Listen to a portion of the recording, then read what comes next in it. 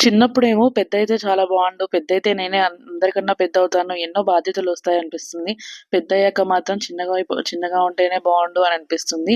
కానీ చిన్నగా మళ్ళీ మారినా గూడా మళ్ళీ పెద్దవ్వాల్సిందే. మళ్ళీ ఇలాంటివన్నీ ఎదురు చూడాల్సిందే, ఫేస్ చేయాల్సిందే అన్నప్పుడు మాత్రం ఇంకా చాలా భయమేస్తుంటుంది కదా!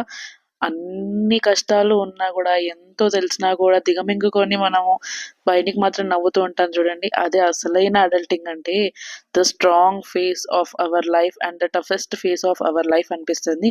అలాంటివన్నీ కూడా ఫేస్ చేస్తూ అక్కడ ఇంత అంతో ప్రశాంతత ఇచ్చేది అంటే ఇంగో ఇలా అమ్మవారి గుడులు, పూజలు, హోమాలు, వ్రతాలు ఇవి.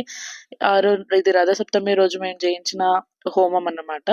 శ్యామల నవరాత్రులు గదా! ఆ రోజు అమ్మకి ఇష్టమైనవన్నీ డ్రై ఫ్రూట్స్ అవన్నీ అమ్మకిష్టమైనవంట. అవన్నీ వేసి చేయించారు పంతులు గారు.